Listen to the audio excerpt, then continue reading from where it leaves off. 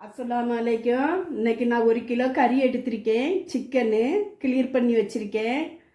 கசகசா இந்த ஸ்பூனுக்கு 3 ஸ்பூன் கசகசா, 200 சின்ன வெங்காயம், 3 தக்காளி, கல்லுப்பு தேவைக்கு நம்ம போடணும், கடலெண்ணெய் 150, பட்டை கிராம்பு, ஏலக்காய் 8, கிராம்பு 4, பட்டை 3 துண்டு, பெருசுவாம்பு 1 ஸ்பூனு, மிளகுத்தூள் 1 ஸ்பூனு, இஞ்சி பூண்டு பேஸ்ட்டு 1.5 ஸ்பூனு, ஜீரகம் 1.5 ஸ்பூனு, 1/2 ஸ்பூனு மஞ்சப்பொடி, மிளகு 3 ஸ்பூன் மிளகு. இன்னும் நம்ம வீடியோக்குள்ளே போகலாம். மிக்ஸி ஜாரில் பட்டை, பெருஞ்சீரகம், மிளகு, ஜீரகம், மஞ்சள்,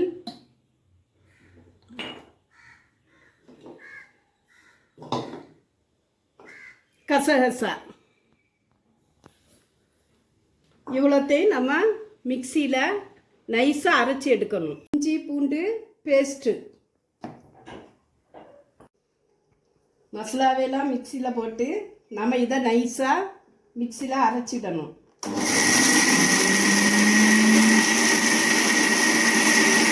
ஒரு அடிக்கணமான பாத்திரம் வச்சுருக்கேன். கேஸை ஆன் பண்ணிடலாம். கடலெண்ணெய்,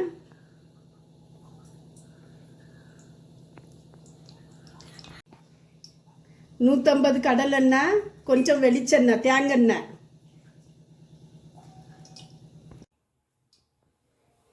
எண்ணெய் காஞ்சாச்சு, வெங்காயம் போடுதேன்.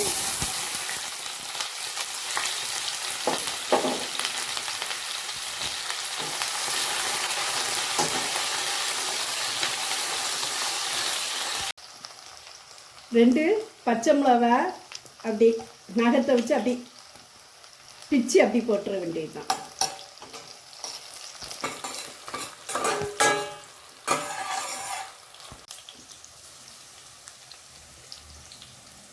வெங்காயம் கொஞ்சம் செவந்தாச்சு.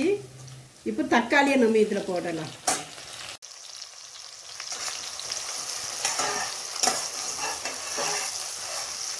மசாலாவை பாருங்க, மிக்சியில் எவ்வளோ அழகாக அரைச்சிருக்கேன்னு. நைஸாக அரைக்கணும். இப்போ நம்ம தக்காளி போட்ட பிறகு இந்த மசாலாவையெல்லாம் இதில் போடணும். மசாலா போட்டு நம்ம கிண்டி விடணும். இப்போ மிளகாத்தூள் போட்டுதேன்.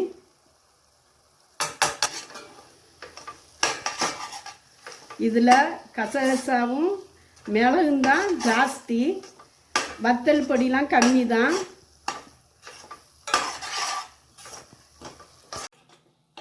நல்லா கிண்டி கொடுத்தாச்சு. மசாலா வெந்துட்டு இன்னும் நமக்கு சிக்கனை போடணும்.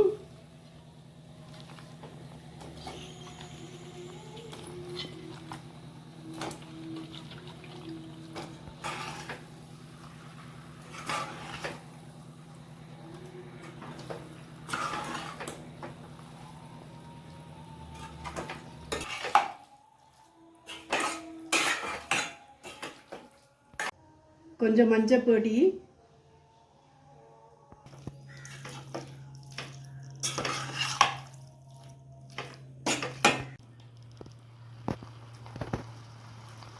உப்பு தேவைக்கு உப்பு நம்ம போடலாம்.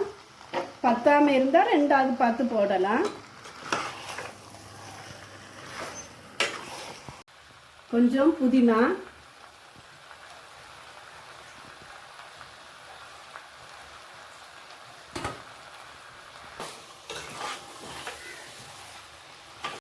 புதினா இல்லை மல்லி இலை. சாரி, நான் வாயில் எனக்கு புதினான்னு வந்துட்டு மல்லி இலை தான் நான் போட்டிருக்கேன். மிக்சியில் அரைச்ச அந்த தண்ணியை நம்ம இதில் ஊற்றணும்.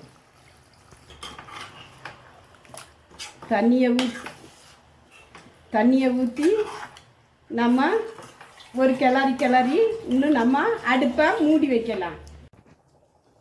கறியை மூடி வச்சு நம்ம இன்னும் கொஞ்சம் ஒரு 10 நிமிஷம் வேக வைக்கும். குழம்பு இப்படி கெட்டியாட்டு குழம்பு நல்லா கெட்டியாயாச்சு. இன்னும் நம்ம கேஸ் ஆஃப் பண்ணிடலாம். இதுக்கு மல்லி இலையே போடலாம். இதை நம்ம ஒரு பவுலில் மாற்றிடலாம்.